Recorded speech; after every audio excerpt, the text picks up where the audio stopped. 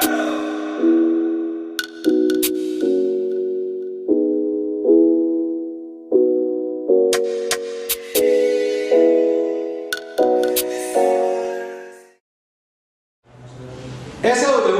o PSWR corresponden a la técnica más antigua en cuanto a medición de problemas en un sistema radiante. ¿Ok? Un sistema cable-antena. Sucede que el SWR se aplicaba antiguamente en sistemas en donde la frecuencia era alta. ¿Por qué? Porque en un sistema de baja frecuencia para esa ranura se requería una línea de transmisión larguísima. ¿Está bien? Porque en baja frecuencia la longitud de onda es larguísima. Y el tamaño de esa ranura tiene que ver con la longitud de onda de la frecuencia que estamos trabajando. Entonces, por un lado, tocaba romper físicamente la línea, hacer una ranura para poder buscar el SWR, para poderlo medir.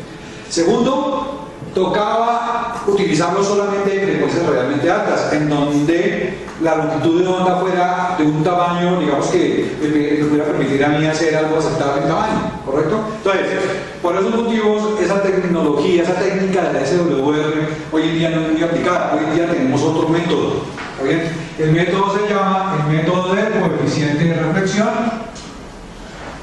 o el método de la pérdida por retorno. Ambos son lo mismo pero distinto. Ya les voy a explicar por qué es lo mismo pero distinto. Bueno. Entonces, vuelvo y juega. La teoría básica. Si tengo alguna desadaptación de impedancia, entonces ¿qué va a pasar? Que fuera del voltaje incidente en el sistema va a aparecer un voltaje correspondiente a la onda reflejada. Bien, pero ya no vamos a estudiar cómo interfiere el uno con respecto al otro. Ya no vamos a estudiar eso. Ya dejamos eso quieto. Simplemente lo que vamos a hacer acá es medirlos cada uno por aparte. O sea, vamos a medir en un sistema de transmisión cuánto vale el voltaje incidente y cuánto vale el voltaje reflejado.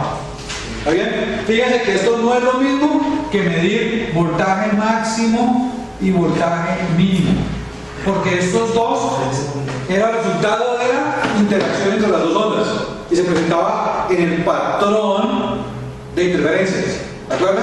Entonces, esto ya no más, ya no vamos a hacer ni máximo ni mínimo.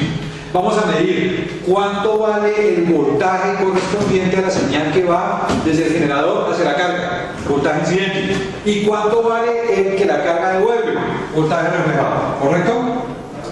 Bien. ¿Cómo se hace eso? Se hace con una técnica especial, porque fíjense que hay una cosa muy importante. Yo tengo, ustedes conocen las líneas de transmisión, es un cable con un conector. ¿Sí? ¿Cómo hacen ustedes en un cable que está con los conectores colocados para meterse ahí adentro y medir un voltaje que va, una señal que va para un lado y el voltaje de la señal que va para otro lado? Ahí, ¿cómo hacen para hacer? ¿Cómo hacen ustedes para distinguir de cuál va para un lado y cuál va para el otro lado? Pues el incidente. ¿Cómo? De la onda de radiofrecuencia completa que va a del generador. Es el voltaje incidente. Sería uno. ¿Y el reflejado? ¿Cómo hace? Si el reflejado fuera bien pequeñito el valor, ¿sí me entiende? ¿Cómo hace usted para poder? Son de la misma frecuencia, son la misma señal. ¿Cómo hace usted para distinguir el uno del otro? El reflejado siempre. ¿Cómo hace? Si tiene un instrumento, ya es la realidad, ya no es la teoría.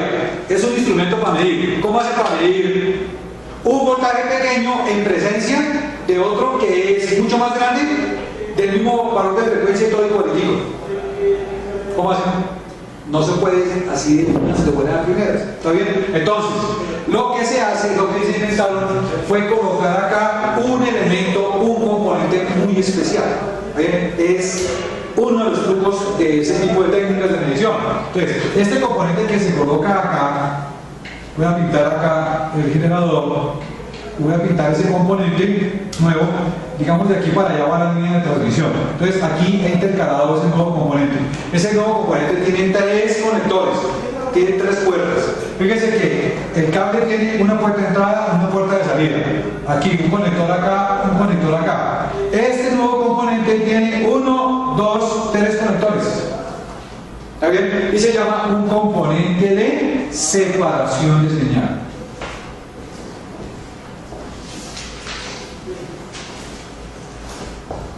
¿Correcto? Un componente de separación de señal. Hay varios tipos de componentes para separar señales, pero el más clásico, digamos el básico, es uno que se llama acoplador direccional.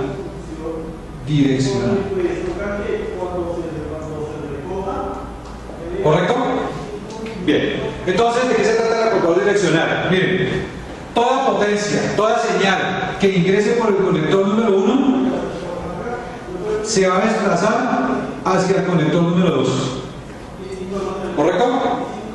¿Esa cuál sería? El incidente, ¿no? Bien. Y toda señal que entre por el conector número 2, el componente este no deja que vaya para el otro lado. Este señor lo que hace es que la redirige hacia el conector número 3. Bien, entonces el gráfico de flujos de señales sería este. Toda señal que entre por el 1 va hacia el 2. Y toda señal que entre por el 2 se va para el 3. ¿Correcto? Por lo tanto, aquí en el conector número 2 yo obtengo la señal incidente. Y en el conector número 3 lo obtengo la señal reflejada. Bien, entonces, para poder hacer esa separación de señales se requiere este componente especial, componente de separación de señales, se llama acoplador direccional. Una vez las he separado, son radiofrecuencias. Entonces, ¿qué hago ahí? Pongo diodos, rectifico y obtengo voltajes. ¿Sí o no? Entonces, de acá puedo obtener el voltaje de la señal incidente y de acá puedo obtener el voltaje de la señal reflejada. ¿Correcto?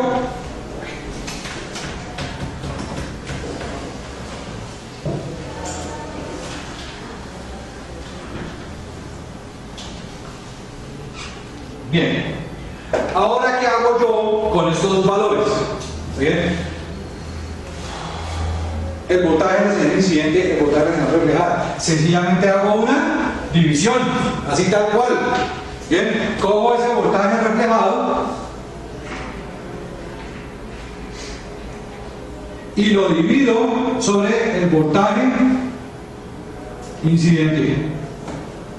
Bien, y esa relación numérica, bien, esa relación entre los dos voltajes me va a arrojar, voy a obtener un nuevo número. Ese número se indica con la letra griega Rho. Rho. Y a ese Rho se le coloca el nombre de coeficiente de reflexión. Bien, coeficiente de reflexión. Entonces recuerden, la técnica del SWR era voltaje máximo y voltaje mínimo. Los voltajes que salían de la interferencia entre las dos ondas. En esta técnica lo que se hace es separar las dos señales para poder medir independientemente del incidente y el reflejado. Se obtiene el voltaje de cada señal y luego se hace una relación, una división entre los dos voltajes, entre el voltaje incidente y entre el voltaje reflejado. La relación entre los dos recibe el nombre de Rho, coeficiente de reflexión. ¿Ok? Muy bien. La letra griega Rho. Bien, entonces, de acá yo puedo derivar otra expresión que ustedes ya la conocen. Rho es una manera, es una forma lineal, es una escala lineal para expresar la desadaptación de impedancia. ¿Por qué digo que sirve para expresar la desadaptación de impedancia? Porque si no existiera voltaje reflejado, entonces este Rho daría algún valor. Todos lo sabemos. ¿Está bien? ¿Cuál? ¿Está bien? O sea, el valor del Rho se ha afectado ¿por qué? Por el valor de la señal reflejada. Y ese valor de la señal reflejada y ese valor del Rho, ¿por qué se afecta? Pues por la adaptación de impedancia.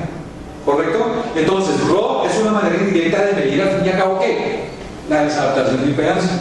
Y si en la desadaptación de impedancia yo conozco la impedancia de la línea, entonces ¿qué me queda por allá? Nuevamente la impedancia de la carga. Es una manera indirecta medir Rho, medir el coeficiente de reflexión. Al fin y al cabo, en lo profundo de todo el cuento, ¿está bien? Allá en lo último del cuento, es una manera indirecta de medir ¿qué? La impedancia de carga. ¿Correcto? Paso yo lo inventé. ¿Está bien? Para eso fue que lo colocaron. ¿Bien? Es una manera indirecta de medir la impedancia de carga. ¿Correcto? Muy bien. Ahora, corresponde a una escala lineal. ¿Qué quiere decir eso? Quiere decir que también existe su contraparte, la escala, la forma logarítmica de medir el asunto. ¿Cómo se hace? Sencillamente se coge Rho, se le saca el logaritmo y se multiplica con una relación de voltajes, ¿sí o no? Entonces yo creo que ustedes recuerdan de las clases de decibeles que cuando es con voltaje, este coeficiente es 20. ¿Está bien? Entonces se coloca menos 20. ¿Está bien?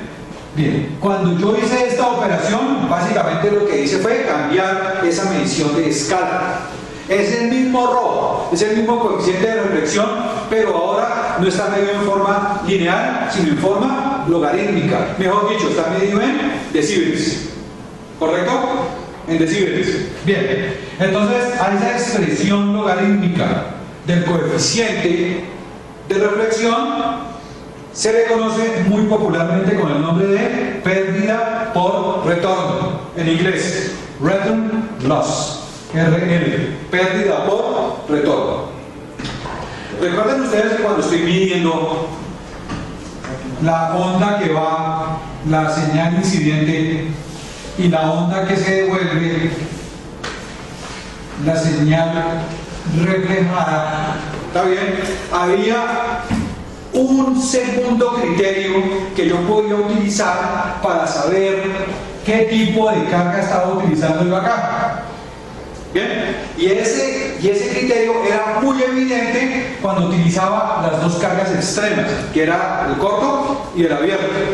¿Se acuerdan que cuando yo utilizaba el corto o utilizaba el abierto, ¿bien? Lo primero que yo observaba es que toda la señal incidente, toda se reflejaba, porque ni corto ni abierto tienen la capacidad de disipar potencia, ¿se acuerdan? Esos dos no disipan potencia. ¿Ok? Bueno, entonces, pero había algo más que se presentaba entre el incidente y la reflejada, ¿está bien? Y era que yo podía medir el ángulo de fase entre las dos. Bien, entonces, para el caso de la abierta, si yo medía la relación entre la señal incidente y la señal reflejada, me daba cuenta que el ángulo de fase entre las dos era 0 grados. Esto era cuando había una reflexión abierta. ¿Sí? Sobre el abierto. Cuando la reflexión era sobre un corto, entonces el ángulo de fase era de ¿cuánto? 180 grados. ¿Correcto? O sea, otro dato que me sirve a mí para identificar qué tipo de carga hay conectado al final de la línea de transmisión. La naturaleza de la línea de transmisión es ¿cuál? Medir el ángulo de fase entre lo que va y lo que se devuelve. ¿Correcto? Bien. Entonces, si yo mido ese ángulo de fase, el ángulo de fase phi, y además de eso hago la relación entre el voltaje reflejado y el voltaje incidente, que les recuerdo que esto se llama Rho, entonces tengo una información más completa acerca de ¿qué? Acerca de la impedancia de carga. ¿Ya no? Así me doy cuenta yo qué tipo de carga tengo al otro lado. ¿Sí? No solamente si es corto, no solamente si es abierto, no solamente si está un poquito corrida con respecto a la impedancia o no, ¿está bien? Sino me doy cuenta realmente cuál es la naturaleza de la carga al otro lado. Y esta es la técnica estándar utilizada hoy en día para medir impedancia en cualquier circuito. ¿Está bien? Cuando yo mido impedancia en cualquier circuito de radiofrecuencia, lo que hago es, le mando una señal. Mido cuánto me devuelve y mido el ángulo de fase entre las dos. ¿Correcto? Entonces, esa es la única técnica de medición que hay hoy en día para poder establecer cuál es el comportamiento de una carga a cualquier radiofrecuencia. ¿Bien? Para poder establecer cuál es la impedancia de esa carga. ¿Bien? Es el único método que hay. ¿Qué les parece eso? Espectacular. Bien, entonces, cuando yo uno las dos partes, la parte 1, que es medir la relación entre las dos, o sea, la relación de niveles, y la parte 2, que es medir el ángulo de fase entre las dos señales, ¿correcto? Cuando uno las dos, voy a obtener una cantidad que tiene por este lado magnitud y por otro lado tiene ángulo.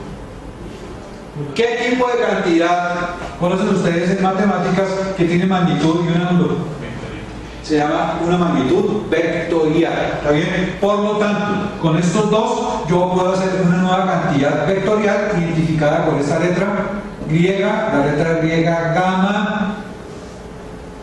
¿Listo? Que se conoce en tecnología de alta frecuencia, de radiofrecuencia, como coeficiente vectorial de reflexión. Esto que está acá tiene flechita encima. Esto que está acá es un vector. Y esto es lo más avanzado que hay en cuanto a estudio, simulación, desarrollo de sistemas de alta frecuencia. Hoy en día nosotros trabajamos todo básicamente midiendo el coeficiente vectorial de reflexión, o como lo llaman en algunos libros, el coeficiente de reflexión, así lo llaman en otros libros. ¿Bien? Y a lo llaman la magnitud del coeficiente de reflexión, ya no lo llaman coeficiente de reflexión, sino la magnitud del coeficiente. ¿Ok? Bueno, entonces, si hay una cantidad, hoy en día, si hay un método de medición importante, hoy en día, en temas relacionados con tecnología de alta frecuencia, es la medición de gamma del coeficiente de reflexión. Vuelvo y lo repito, 101% de las mediciones de alta frecuencia en toda la industria a nivel mundial están basados en la medición del coeficiente de reflexión. Por lo tanto, es absolutamente importante que ustedes como ingenieros nuevos aprendan esta parte. ¿Bien? Lo que ustedes van a encontrar en ingeniería de alta frecuencia es medición de coeficiente de reflexión.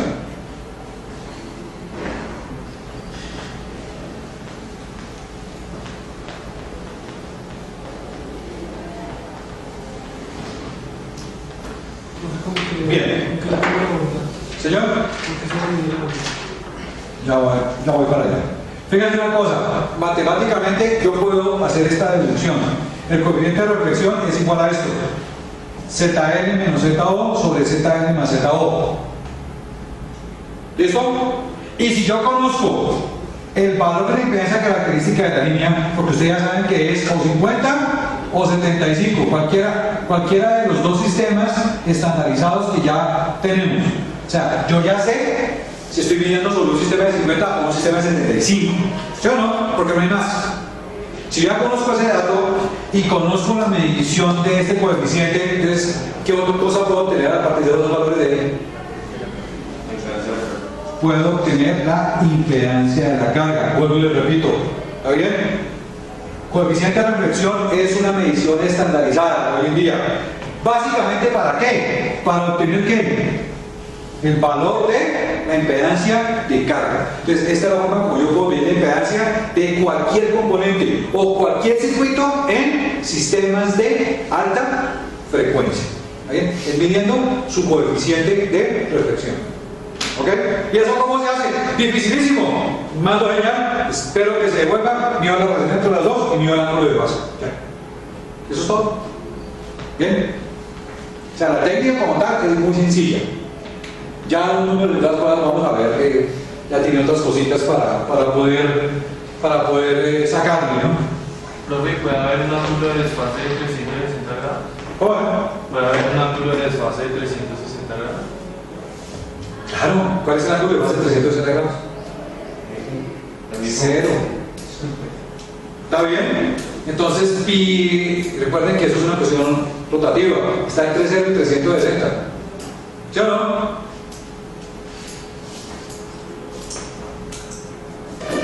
Muy bien, escalas de medición. Entonces vamos a aprender aquí cómo debo interpretar la lectura de un instrumento. ¿Ok? ¿Qué debo yo interpretar de un instrumento de medición? Entonces tenemos las tres escalas.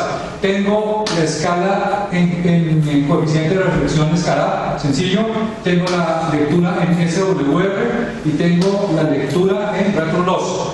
¿Por qué? Digamos que estas son como las lecturas más comunes que arrojan los instrumentos de medición. ¿Bien? Bueno, entonces, ya habíamos hecho una, la del SWR, ¿no? ¿Está bien? La del SWR. Bien. Esas escalas las vamos a estudiar en los dos extremos. Aquí el primer caso, el primer extremo, cuando la impedancia de carga es exactamente igual a la impedancia de salida, o sea, acoplamiento perfecto. ¿Todo? Ok. ¿Listo? Y el otro caso extremo sería este que está acá. ¿Está bien? En ese caso es el poseímos problemas. Ahí poseemos problemas. ¿A qué se refiere? A que la carga es un corto o es un abierto. ¿Correcto? Se dañó toda esa vaina. Bueno, bien. Entonces, ¿qué pasa cuando... Bueno, analicemos rojo. ¿Sí? ¿Qué pasa cuando ZL igual a Z2? ¿Qué sucede? ¿Voltaje incidente va a haber? Claro, tiene que haber voltaje incidente porque yo siempre tengo que meter algo con el generador. ¿Está bien? Pero cuando eso no está perfectamente bien acoplado, o sea que hemos dicho, no hay reflejada, ¿sí o no? Por lo tanto, este valor valdría ¿cuánto? Aquí sería ¿cuánto? 0. ¿Sí o no? ¿Cuánto da 0 sobre algún valor? 0. Por lo tanto, el valor correspondiente a un estado de perfecto acoplamiento de impedancia sería ρ igual a 0. ¿Ok? Rho igual a 0 me indicaría a mí en un instrumento de medición todo está perfecto. ¿Bien? Bueno, vámonos para el otro lado. Supongamos que hay un corto o un abierto. ¿Qué sucede? Se devuelve toda la señal. En ese caso, ¿cuánto daría el coeficiente de reflexión? Rho. Daría lo mismo, ¿sí o no? Y si esto sobre, mire, el nivel de reflejado es igual al nivel de incidente. ¿Cuánto daría?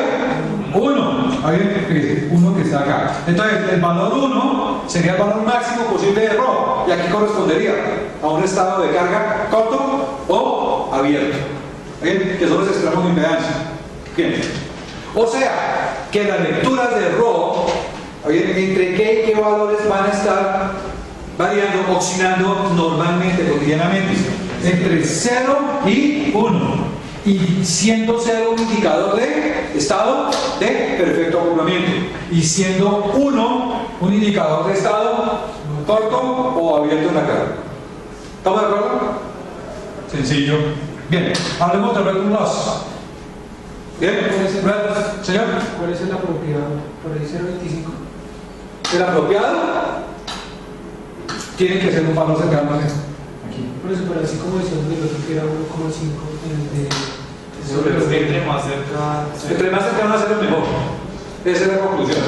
O sea, al máximo tolerable nos toca calcular el valor equivalente para ese WR15. Ah, ok. Bueno, eso lo podemos ver la próxima. Bien, entonces pónganle cuidado. Vamos a hacer lo mismo para return loss. ¿Está bien? Pero fíjense que aquí estamos en una escala lineal. Aquí estamos en una escala logarítmica. ¿Sí o no? ¿Cuál es la definición del return loss? 20 logaritmo de ρ, de lo que era lineal, ¿no es cierto? Bien, entonces coloquemos 0 acá, logaritmo de 0 por menos 20. ¿Cuánto es logaritmo de 0? ¿Cómo? Logaritmo de 0 está indeterminado. ¿Está bien? Es indeterminado. ¿Bien? Listo. Logaritmo indeterminado, infinito por menos 20, pues daría infinito. Entonces, fíjense. Miren la relación que hay acá. Una lectura de un número grandísimo de decibeles, ¿qué significaría? Estado perfecto. ¿Está bien? Entonces, cuando tengo un instrumento que mida no en ρ, sino en return loss, que es lo más común. Los instrumentos hoy en día, así sean los más caseritos para subir uno al poste, vienen en return loss. ¿Está bien? ¿Sí? Bien. Entonces, una indicación grandísima, un nivel grande de decibeles, 40 decibeles, 50 decibeles, ¿qué indicaría para mí? Perfecto acoplamiento. ¿Está bien? Perfecto acoplamiento. Bueno, vámonos para el otro lado. Logaritmo de 1.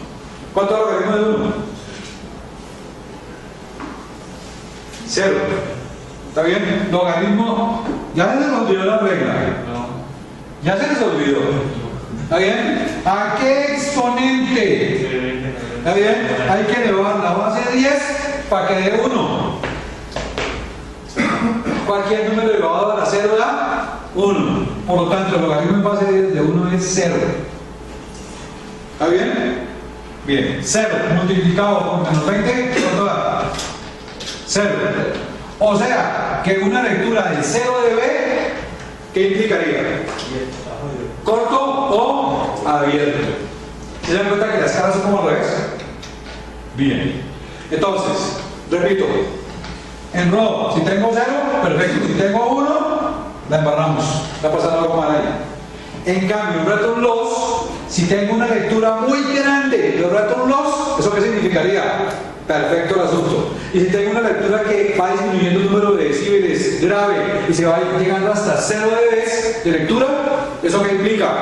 0 dB, que hay corto o que hay abierto. ¿Ok? Bueno. BSWR. Ya lo vimos. BSWR es ¿qué? Máximo sobre mínimo. El máximo, perdón, aquí en la primera, en el caso de acoplamiento perfecto, ¿sí o no? El máximo sería igual al mínimo, ¿sí o no? ¿Por qué? Porque no habría ni máximo ni mínimo, siempre tendría el mismo valor, máximo en todas partes. ¿Está bien? Por lo tanto, esta relación, ¿cuánto daría? El sobre el mínimo, ¿cuánto daría? 1. O sea, el estado de perfecto acoplamiento en una escala de SWR se mediría como 1. Perfecto acoplamiento. Bien. Listo.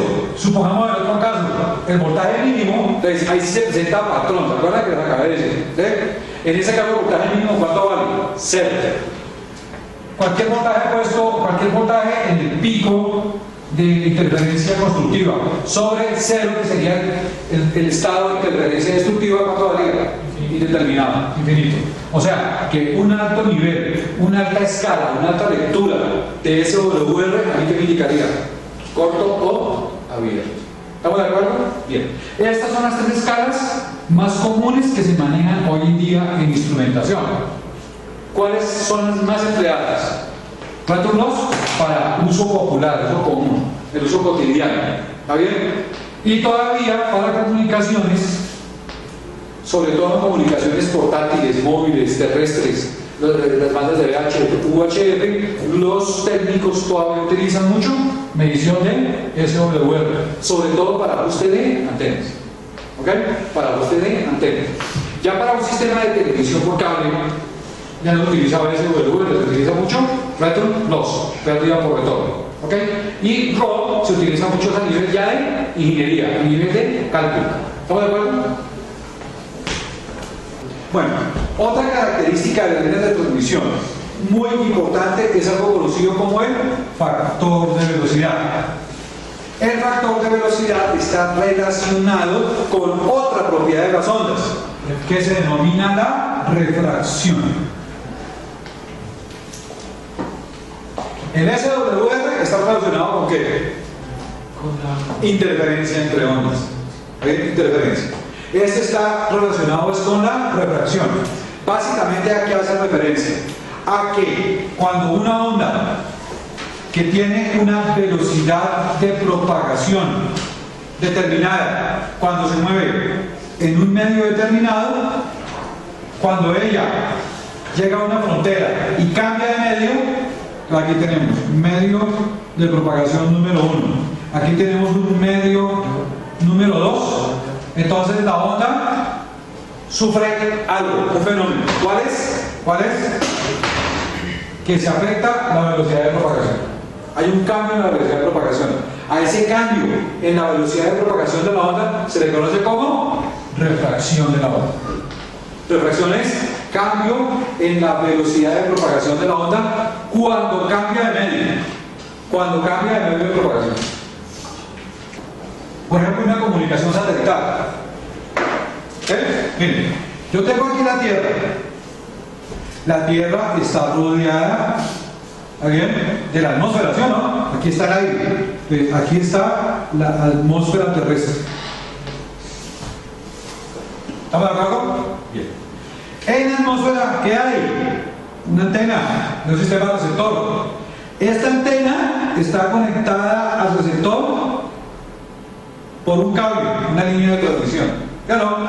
Y aquí afuera tengo un satélite de comunicaciones. Bien, entonces, ¿qué es lo que hace el satélite? El satélite emite desde su antena una onda de radiofrecuencia que va hacia esa antena, ¿sí o no? Fíjense, en el momento en que sale de la antena del satélite, ¿cuál es el medio de propagación de la onda? El espacio. Aquí se llama vacío. ¿Correcto? Pero cuando llega a la atmósfera terrestre, fíjense que la atmósfera comienza por ahí arriba. ¿Está bien? Y meten esta por aquí abajo. ¿Está bien? Entonces, durante un largo tiempo, la onda se propaga o se mueve por la atmósfera. Fíjense. Cuando penetra en la atmósfera, entonces aquí ya hubo un cambio de velocidad. ¿Está bien? Hubo un cambio de velocidad.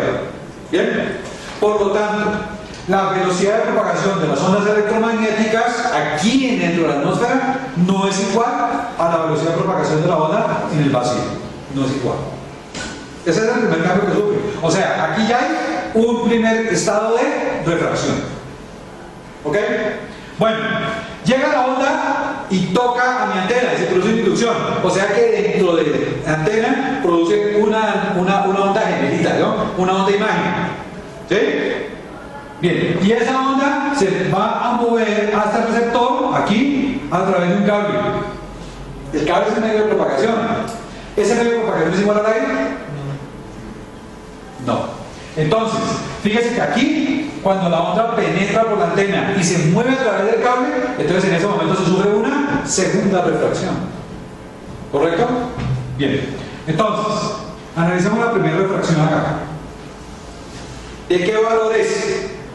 ¿Qué es lo que sucede? Hay un cambio en la velocidad. Bien, analicemos una cuestión simplemente por densidad. ¿Qué es más denso? ¿El vacío o la atmósfera de la Tierra? Vacío. Más denso significa que tiene más cantidad de materia repartida por volumen. ¿Está bien? Entonces, ¿en dónde hay más materia repartida por unidad de volumen? ¿En el espacio del universo allá afuera o aquí en la atmósfera que hay aire? ¿En dónde hay más materia? En la atmósfera. ¿Está bien? Entonces la atmósfera es un espacio más denso que el vacío allá del universo. ¿Estamos de acuerdo? Bien. Entonces, al ser la atmósfera más densa, el cambio de velocidad que va a existir es un cambio de freno. Va a reducir la velocidad de la onda. ¿Cuánto? Se han hecho medidas empíricas y desde el comienzo de la época de la radio, medidas hechas por muchísimos radioaficionados, valga decirlo, ¿está bien? Se ha considerado que la disminución en la velocidad de propagación de la onda cuando toca la atmósfera, cuando entra la atmósfera, es de más o menos un 5%. 5%. ¿Correcto? Entonces, ¿cuál es la velocidad de propagación de la onda en el vacío, en el espacio? Como es electromagnética, la velocidad de propagación es c, la velocidad de la luz. 300.000 kilómetros por segundo aproximadamente. 299.000. ¿Sí? 300.000 kilómetros por segundo. ¿Sí? Bien. O sea que dentro de la atmósfera terrestre, ¿cuál es su nueva velocidad de propagación? ¿Cuánto? Un 5% menos que la velocidad de la luz. Mejor dicho, 0,95 de c. Para ir tan lejos. Eso es un 5% menos. ¿Sí o no? Esto es el 95% de c. ¿Sí? ¿Estamos de acuerdo? Bien. Listo. Entonces, el cambio de velocidad sufrido en la primera refracción es del orden del 5%. O sea, la onda se mueve dentro de la atmósfera un 5% más lento que la velocidad de la luz. ¿Ok? Primera. Segunda refracción. ¿Está bien? Cuando entra el cable, se mueve aún más lento. ¿Está bien? ¿Cuánto? Depende. ¿Está bien? Depende. ¿De qué depende? Del tipo de cable, del tipo del medio. ¿Está bien? Entonces, ya les dije en clases anteriores que las líneas de transmisión, por ejemplo las coaxiales que son muy utilizadas, se hacían de diferente material, sobre todo el eléctrico. Eso hace que el medio de propagación se comporte de manera diferente. Eso hace que el frenado de la onda sea diferente. ¿Correcto? Bien. A ese número que nos indica cuánto se ha frenado la onda cuando se mueve por el cable, ese número se llama el factor de velocidad de ese cable. ¿Correcto? De ese cable. Bien. Bueno, entonces, fíjense, aquí tengo diversos valores, ¿está bien?, de factor de velocidad. ¿Cuál quiero destacar yo? Miren, en el aire, aquí en el aire dice que los factores de velocidad oscilan entre 0.95 a 0.975. Dice la tabla, ¿sí se dan cuenta? O sea, que lo que se ha medido ya a nivel físico es que el cambio, de la velocidad de propagación de una onda en el aire varía entre un 5 y un 2.5%. ¿Está bien? Más o menos. ¿Sí o no? ¿Sí es aquí? ¿Está bien? ¿2.5? Sí. No, bueno. Que han cambiado los números. Bueno, bien. Les coloco otro. Es polietileno, que es uno de los materiales con los cuales se hacen los cables coaxiales. ¿Está bien? Entonces, para el polietileno, el factor de velocidad es 0.66. ¿Qué significa eso?